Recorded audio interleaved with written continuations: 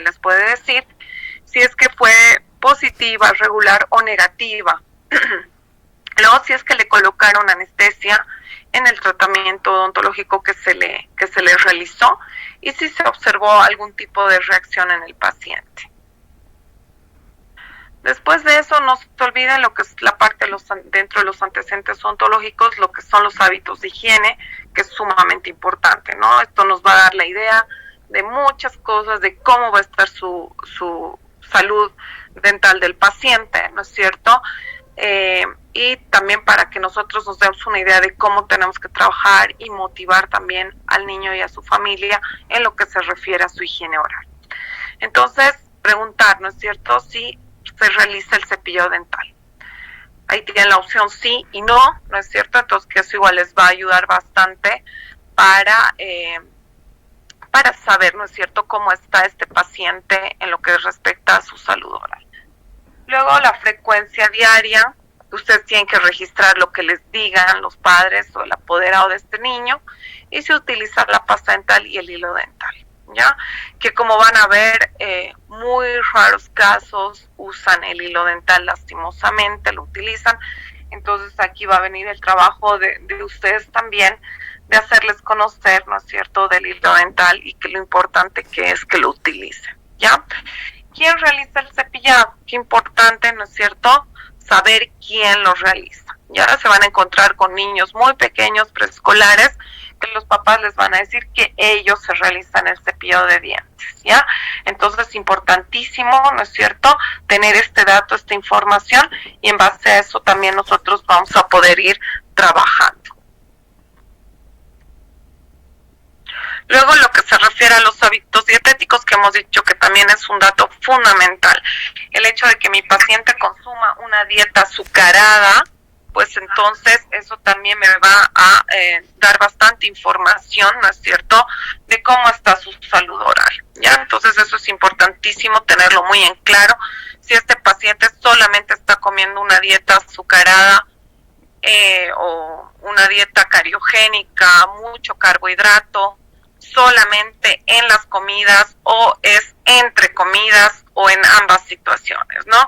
Lo más complicado es que este paciente me consuma una dieta rica en azúcares durante todo el día, ¿no es cierto?, en varias comidas, no solamente en las comidas principales, sino también entre comidas. Entonces ahí se me va a complicar mucho. Sabemos que su pH salival pues va a bajar bastante durante varias veces al día y por lo tanto el riesgo de caries pues va a aumentar bastante, ¿sí?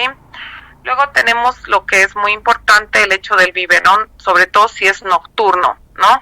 Entonces eso ustedes ya lo saben muy bien, han visto en el tema de caries en niños, ¿no es cierto? Hemos hablado mucho de la caries de la temprana infancia y hemos hablado del peligro del biberón nocturno, cómo ese pacientito va a estar perdiendo sales minerales, ¿no es cierto?, todos sus minerales, va a estar perdiendo, va a haber una desmineralización y caída de este pH salival durante varias horas cada día. Entonces, si además lo adjuntamos a la disminución de secreción salival mientras uno duerme, pues esto va a ayudar a que las caries pues tengan un progreso mucho más rápido. Por lo tanto, este dato del biberón nocturno es un dato muy importante para tenerlo muy en cuenta en nuestro paciente. Luego tenemos la parte de los hábitos nocivos, que hemos dicho, ¿no?, que aparte del biberón, que nos perjudica bastante en lo que es la salud dental, en lo que es la parte de la caries, pues tenemos también otros hábitos que pueden ocasionar muchos problemas en lo que es la oclusión en el paciente, ¿no? Puede ser que alguno de estos hábitos nocivos no esté registrado ahí en el listado, para eso tienen este ítem de otros, para poder registrar cualquier otro hábito nocivo que pueda tener el paciente. El peso y la talla, que hemos dicho que es sumamente importante, nos ayuda mucho el peso del paciente, ¿no es cierto?, para dosificar cualquier fármaco que le tengamos que administrar a nuestro pacientito para complementar en realidad el tratamiento que le vayamos a realizar, ¿no? Entonces, por lo tanto, el peso es un detalle fundamental que nosotros tenemos. Este dato es muy importante para nosotros. Obviamente la talla también, pero el peso es fundamental para poder saber dosis máxima de anestesia. No sé si le tiene una infección y además tiene inflamación el paciente, recetaré un antibiótico, también un antiinflamatorio, y para ello necesito saber cuánto pesa este paciente para darle la dosis exacta. Alguna observación tal vez que se pueda observar, que nos diga la mamá tal vez que el pediatra le ha dicho que está bajo peso o que más bien está sobrepeso, todo eso ahí lo pueden anotar, ¿no? Si es que hubiera alguna observación, no es obligatorio, ¿ya? Pero si hubiera algo importante, algo que llamara la atención, pues lo van a registrar ahí. Y luego, pues lo que hemos hablado en la anterior clase, ¿no es cierto? La parte de lo que es el examen extraoral facial, ¿no? Entonces, que vamos a ver la simetría, ¿no es cierto?, que tiene el paciente en los tercios faciales. Eso es muy importante, si es normal, si está alterada, ¿no? Y eso lo hemos hablado, el niño mirando hacia el frente, ¿no es cierto?, sentado con el plano de Frankfurt paralelo al suelo. Entonces, de esa manera vamos a poder también determinar los tercios faciales. Vamos a ver si el perfil del paciente es recto, es cóncavo o es convexo, que eso también ya lo hemos hablado con detalle en la anterior clase, ¿no es cierto? Y que tenemos las opciones, ¿no?, de un perfil recto, un perfil convexo y un perfil cóncavo, ¿no?, en la tercera opción, ¿ya? Entonces, eso sería importante tomarlo muy en cuenta, ¿ya? Para que no se olviden. Eso ya lo hemos hablado con detalle en la anterior clase. Para posteriormente ver lo que es la parte de la ATM, ¿no es cierto?, que si se presenta alguna de estas alteraciones que estamos viendo, como un ruido, una desviación en la apertura, dolor, limitación en la apertura, esto pues lo tiquean, ¿no es cierto?, en el lugar que corresponde. Si no hubiera ninguna alteración en el paciente, entonces se deja estos cuadros en blanco, ¿ya? Si es que no hay ninguna alteración, pues no hay ningún problema, se lo deja en blanco. Luego pasamos al examen clínico intraoral, que como ustedes muy bien saben, como ya hemos visto en nuestro tema de examen clínico, pues cuando hacemos el examen intraoral, pues primero vamos a ir por hacer un recorrido por los tejidos blandos para finalmente terminar en los dientes, ¿no? Entonces vamos a ver la porción interna de los carrillos, lo que es la lengua, la orofaringe, el paladar, el piso de la boca y el tejido gingival. Fíjense que aquí dice, marque el tejido alterado. Entonces, si no hubiera ninguna alteración, pues no piquean absolutamente nada, ¿ya? Y si hubiera, pues sí la marcan, y ya cuando nos toque el ítem de diagnóstico, ahí pues van a registrar la alteración que puede haber presentado el paciente, ¿ya? Entonces, pues ustedes saben que puede haber una alteración en la lengua, puede presentar una lengua saburral, fisurada, geográfica, puede haber en el piso de la lengua alguna alteración, por ejemplo una ránula. En el paladar pueden haber ulceraciones o vesículas que me pueden representar el hecho de que el paciente esté pasando un cuadro infeccioso, como una herpangina, por ejemplo. Miren, en este último caso el paciente pues presenta una gingivoestomatitis herpética, ¿no? Y esa alteración pues se registra a nivel de la encía, ¿no?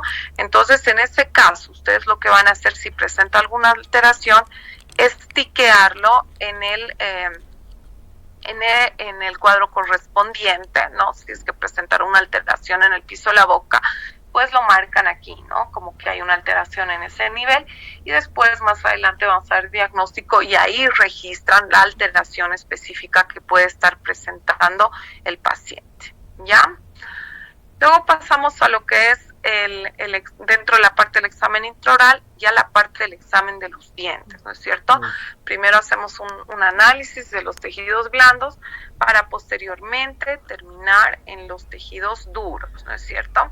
Entonces, no se olviden que tenemos que registrar qué tipo de dentición tiene el paciente que vamos a atender, que puede ser una dentición temporal, ¿no es cierto? Se tiquea ahí, y la dentición mixta, que en realidad, como ustedes muy bien saben, pues la hemos subdividido en 3 periodos, ¿no? Un primer periodo de recambio, un periodo intertransicional, un segundo periodo de recambio y una dentición definitiva, ¿ya? Entonces ustedes ya tendrán que ir marcando en el lugar que corresponde. Se sobreentiende que en este ítem pues no puede quedar en blanco nada, ¿no? Tiene que corresponder a alguno de estos estadios, ¿no es cierto?, la dentición que tiene el paciente que van a atender. Entonces, dentición temporaria, para que refresquen un poquito la memoria, ¿no es cierto? Aquí vemos una dentición temporaria que está en proceso de erupción, ¿no es cierto? Aquí vemos una dentición temporaria completa, que lo ideal sería que tomen fotografías así, ¿no es cierto?, intraorales, tanto el maxilar superior como del inferior, para que podamos apreciar, ¿no es cierto?, si el paciente tiene alguna caries, si los dientes están sanos y todo ello. Eso nos va a ayudar bastante, ¿ya? Entonces, importante este tipo de fotografías maxilar superior e inferior para poder apreciar bien, ¿no es cierto? Ya, entonces aquí estamos en el caso de la imagen superior e inferior, estamos ante una dentición temporal completa, ¿no es cierto? Y luego pasamos a lo que es la parte de la dentición mixta con sus diferentes etapas o periodos, ¿no? Entonces aquí fíjense, podemos apreciar en esta primera fotografía un paciente que está en un primer periodo de recambio, ¿no es cierto? Si ustedes se fijan, ¿no? Entonces, nos falta que erupcionen incisivos laterales superiores, ¿no? Entonces, como ustedes recordarán, en el primer periodo de recambio abarca aproximadamente entre los 6 y los 8 años, ¿no? A veces la edad no coincide exactamente con lo que nosotros estamos viendo, pero lo que más nos interesa es ver de qué sucede en el primer periodo de recambio. Se va a producir un recambio de todo el sector anterior. ¿Qué quiere decir? Que se van a exfoliar los 8 incisivos temporarios, van a erupcionar 8 incisivos definitivos y 4 primeros molares permanentes. Entonces aquí nosotros podemos ver que nos falta la erupción de los incisivos laterales superiores. Por lo tanto, este paciente está dentro del primer periodo de recambio, ¿ya?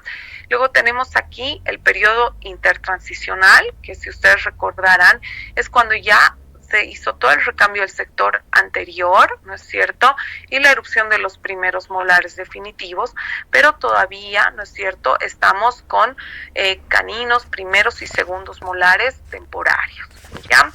En el segundo periodo de recambio, fíjense aquí, ya están erupcionando, aquí ya tenemos un premolar, el segundo premolar está erupcionando, aquí el canino se nota que está empezando a hacer erupción. Entonces ya estamos en ese segundo periodo de recambio, en el cual, ¿qué es lo que va a suceder? Va a suceder pues el recambio de lo que son, va a erupcionar caninos definitivos y premolares, ¿no es cierto? Eso es lo que va a suceder en este segundo periodo de recambio, y va a culminar este segundo periodo de recambio con la erupción de los 4 segundos molares definitivos, ¿no es cierto?, para finalmente tener la dentición definitiva, ¿no? Entonces, para tomarlo en cuenta, ¿no es cierto?, y que no hayan confusiones en el momento de registrar este ítem de lo que es tipo de dentición, ¿no? Entonces, para que no se olviden, ¿no? Entonces, registrar adecuadamente. Y luego pasamos a otra parte que nos habla también del examen clínico intraoral, en el cual estamos analizando los dientes, viendo las anomalías dentarias que se pueden presentar, ¿no? Entonces, puede presentar mi paciente anomalías de número, anomalías de tamaño, anomalías de estructura y anomalías de forma.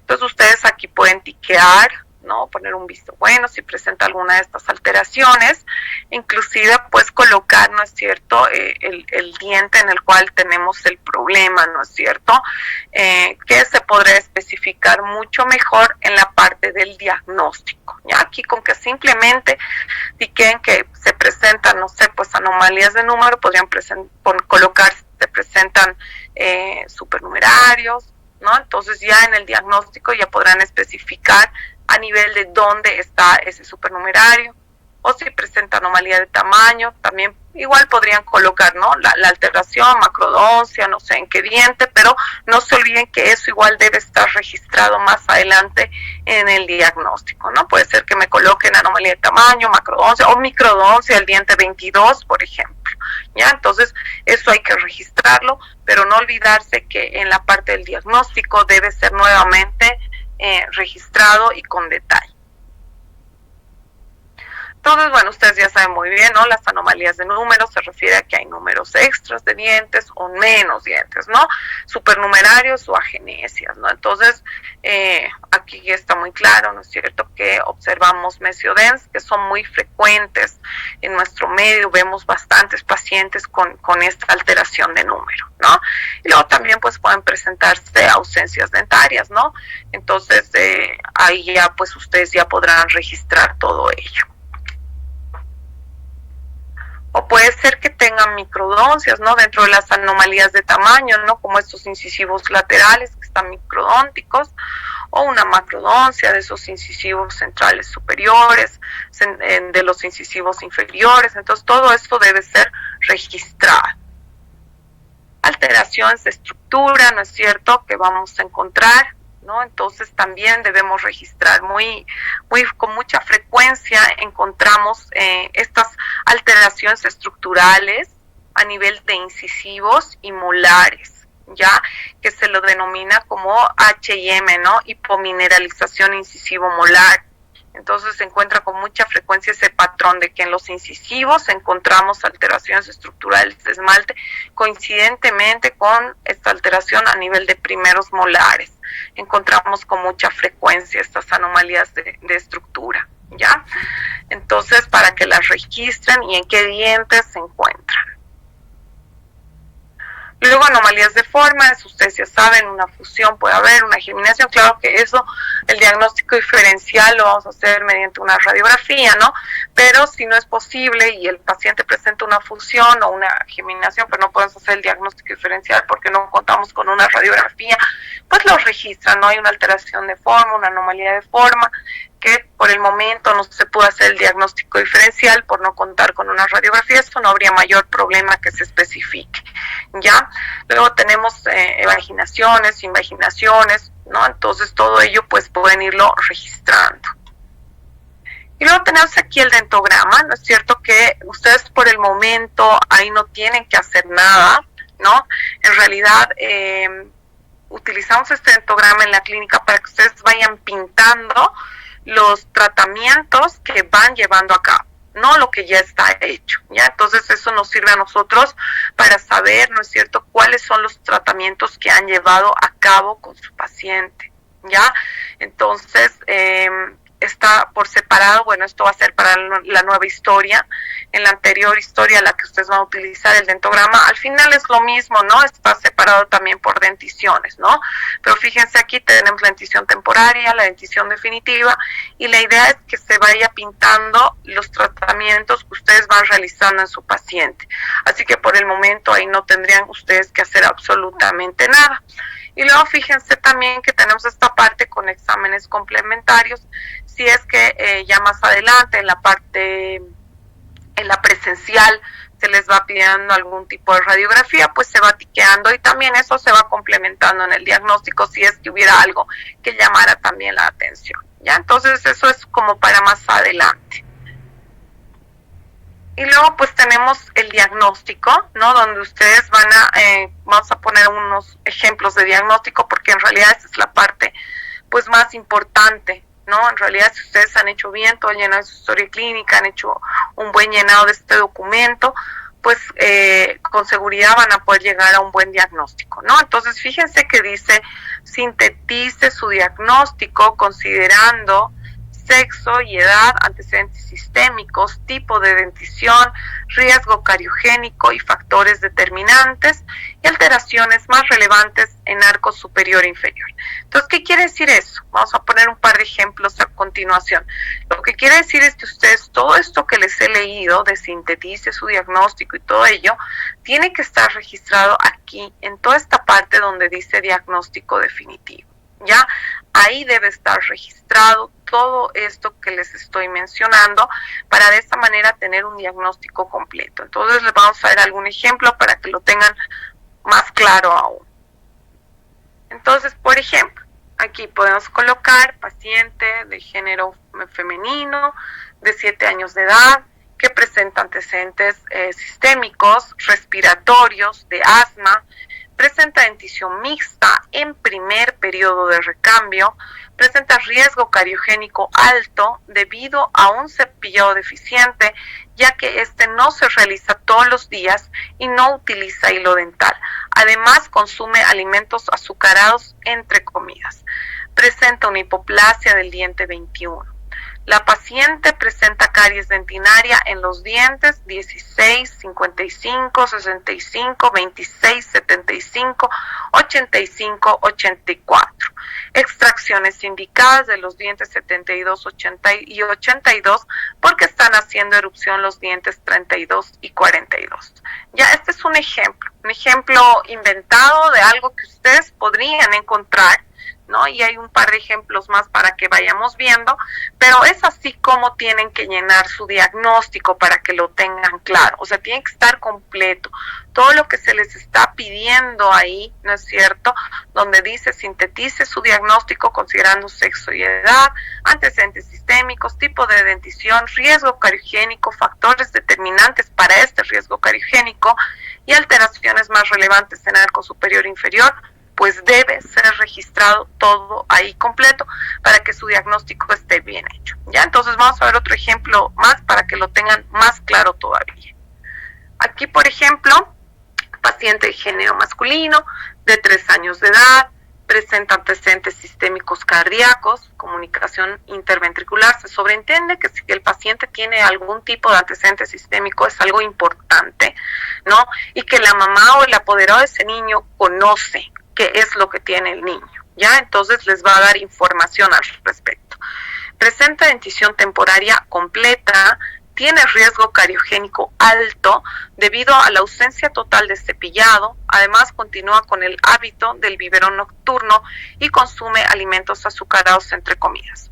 El paciente presenta caries dentinaria en todos los dientes, a excepción de los 4 incisivos inferiores.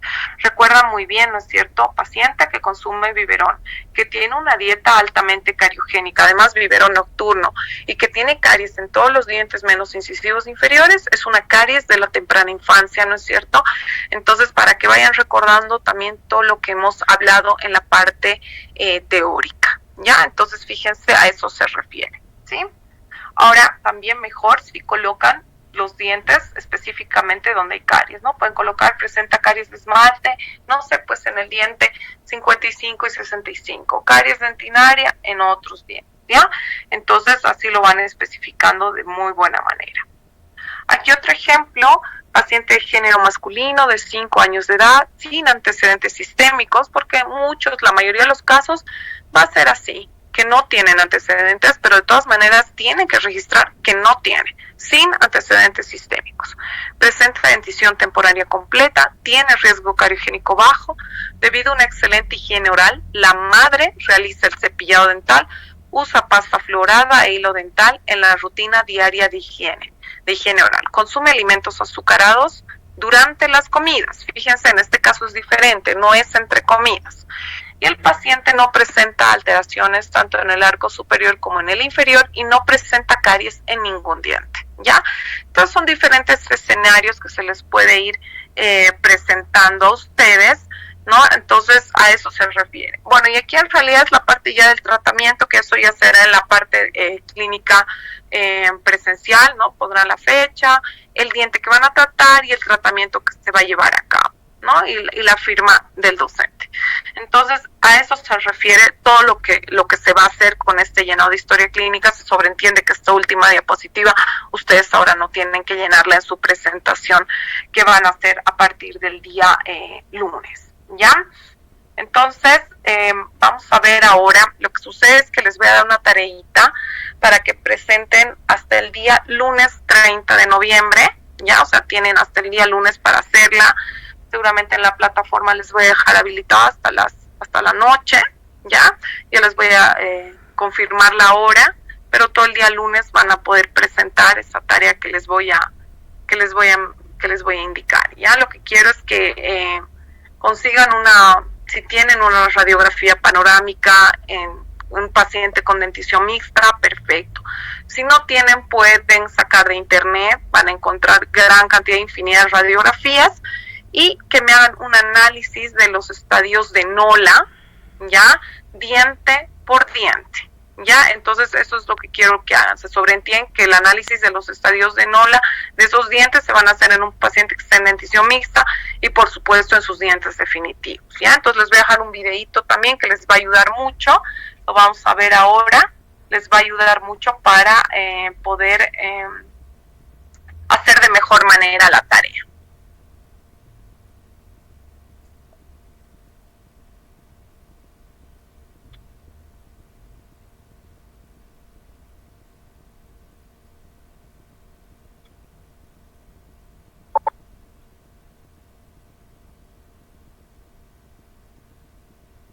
Estadios de Nola son de 0 a 10 estadios.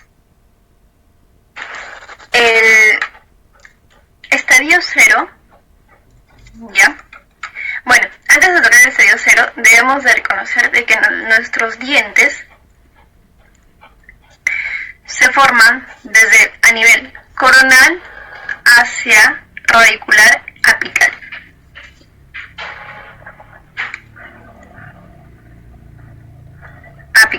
Pero erupcionan desde la corona. ¿Ok? El estadio 0 viene a ser la ausencia de la cripta. Este estadio, pues básicamente a nivel radiográfico vamos a verlo solamente una imagen tenue. Más adelante les voy a ir mostrando radiografías. ¿Ya? Ahora, el estadio 1 viene a ser presencia de cripta. En esta presencia de cripta, a nivel radiográfico, lo que nosotros vamos a visualizar es una zona circunferencial o mínima de radioopacidad y dentro de ella radiolucidez. Lo que a nivel radiográfico viene a ser una imagen blanca y una imagen negra. Pues básicamente eso les voy a mostrar con la radiografía. Tranquilos. El estadio 2 de Nola viene a ser la calcificación inicial. Esta calcificación inicial a nivel radiográfico se va a ver una imagen todavía opaca. En lo que aquí se va a formar es la mineralización de las cúspides. ¿Ya? De a partir de aquí, del estadio 2, ya se ven imágenes radioopacas. Ahora, en el estadio 3 viene a ser un tercio de la corona completa o un tercio coronario, que va a hacer que estas cúspides se fusionen, ganando así un tercio coronal. Ahora, en el cuarto estadio viene a ser 2 tercios de corona completa o 2 tercios coronario, ganando 2 tercios más de corona. ¿Ok?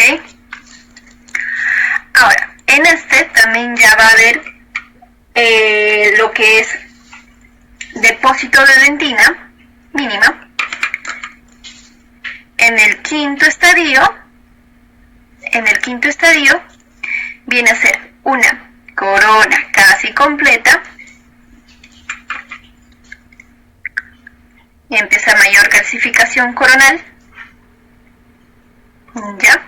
Pero en esta zona, ¿por qué le decimos casi completa? Es que aquí recién va a ir formándose la zona cervical. Es como decir la cinturita de la corona. En esta zona, o sea, va a haber más constricción, más cierre de la corona, para que se vaya ya a formar la parte radicular.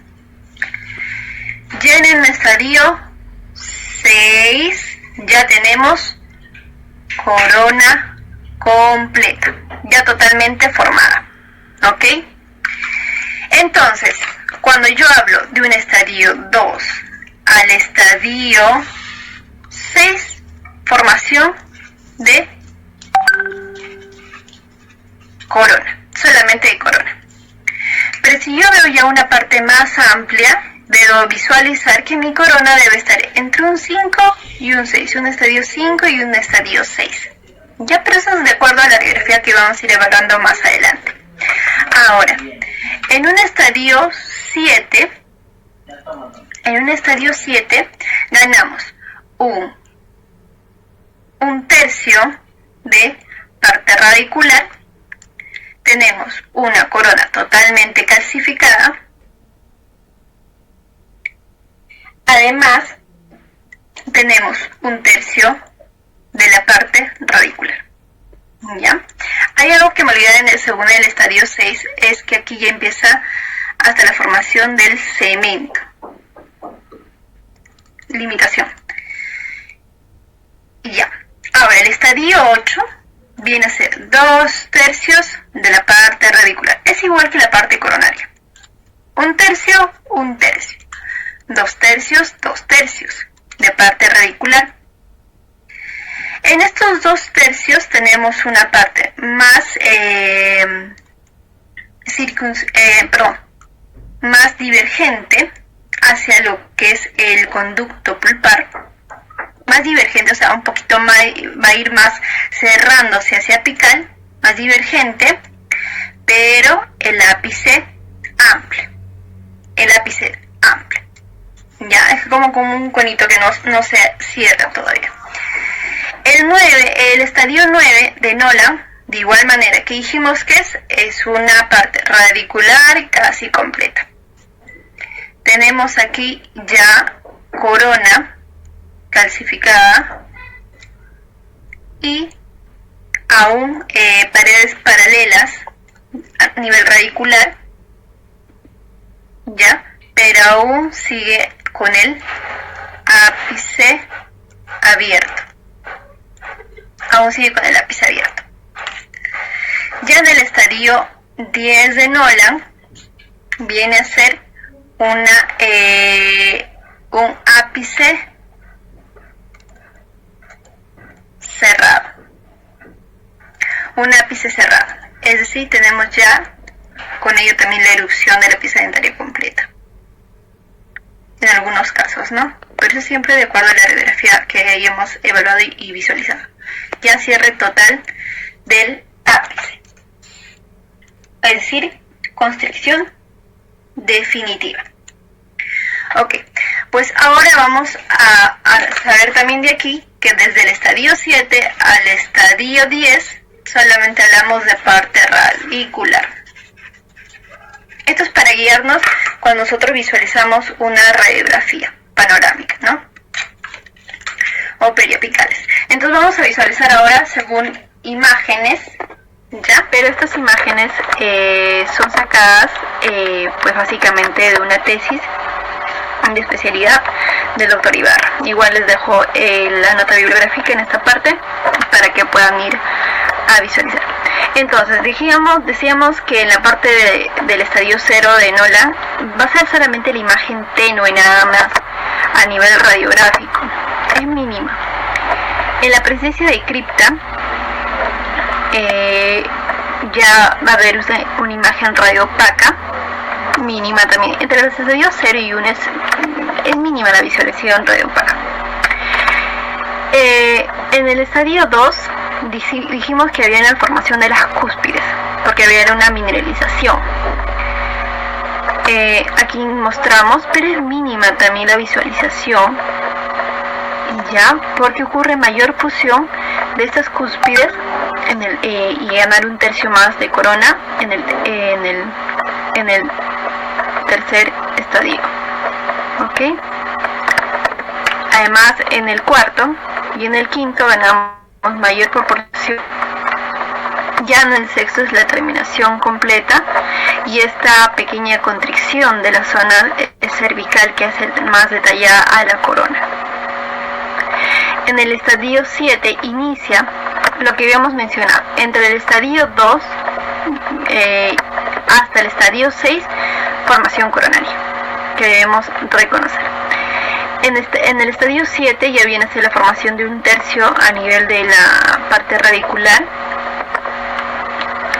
El 8 con mayor proporción hasta llegar al 10, que va a haber cierre completo del ápice. es decir, cuando ya el diente ya haya terminado su formación. Todo a nivel radicular y con el cierre del lápiz. Por ejemplo, aquí tendremos estadios entre el 2 y 6, que es formación coronaria,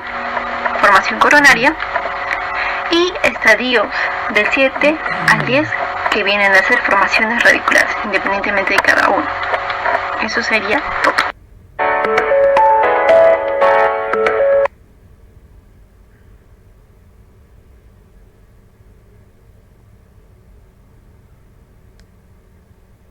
Ya chicos, entonces como han visto, la tarea es sumamente simple, ¿no? Entonces, como les decía, hasta el lunes 30 de noviembre van a poder hacer ese análisis en una radiografía panorámica, que puede ser una panorámica que ustedes tengan, o si no, que la busquen en internet. No quiero que empiecen a sacar a los niños ni nada de eso, ¿ya?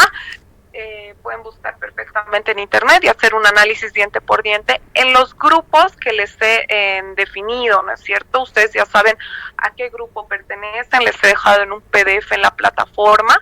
Entonces, cada grupo ya va a tener, seguramente entre ustedes verán un representante, y solamente me va a enviar esa persona el trabajo en nombre de todo el grupo, ¿ya?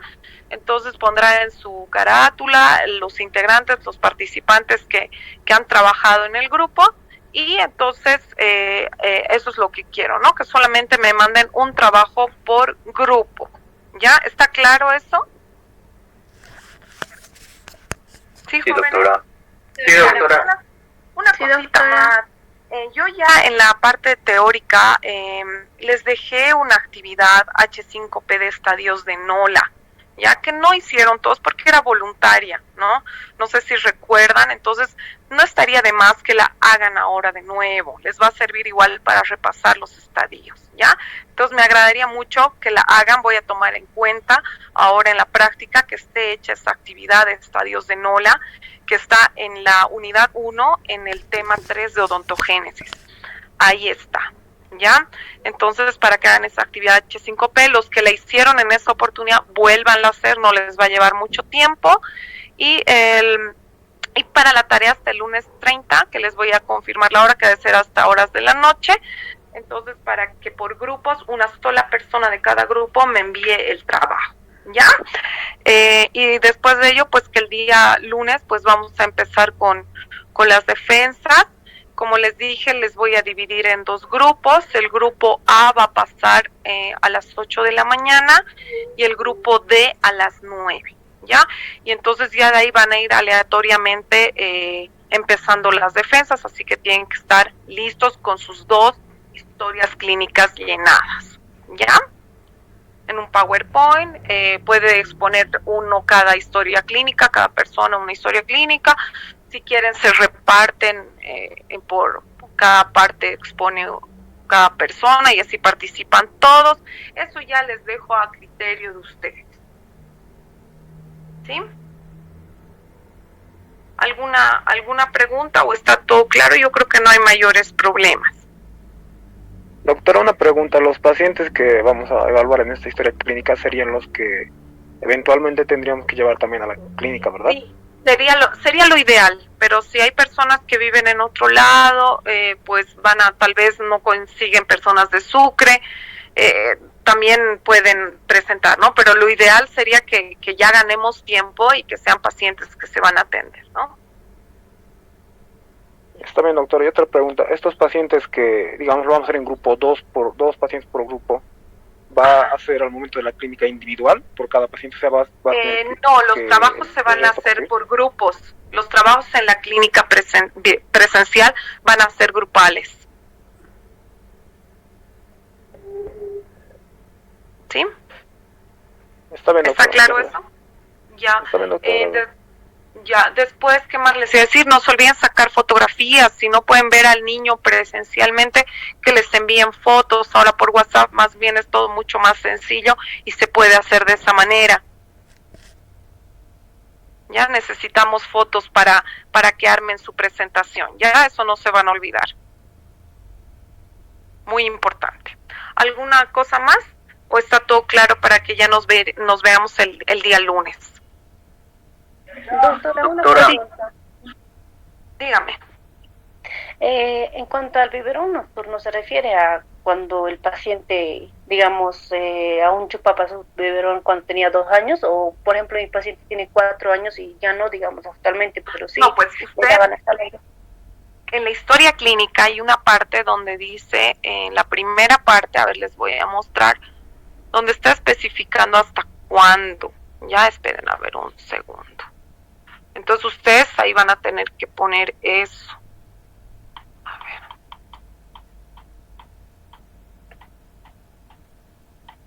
Si está tomando hasta este momento, ustedes en los hábitos van a tener que colocarlo en hábitos nocivos. Pero si tomó en algún momento donde dice antecedentes odontológicos, a ver, aquí ahorita les voy a compartir.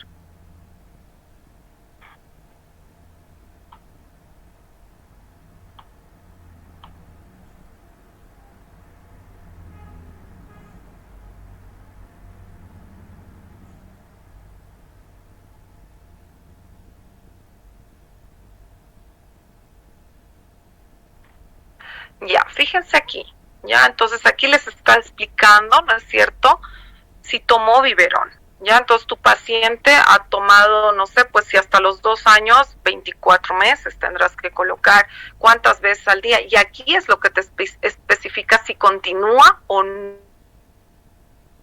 el biberón, ¿ya? Entonces tú ahí colocarás, ¿no? ¿Sí? ¿Estamos claros? Sí, doctora, gracias. Ya, muy bien.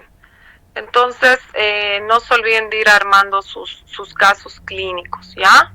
Y que queden bien listos para que empecemos ya el lunes.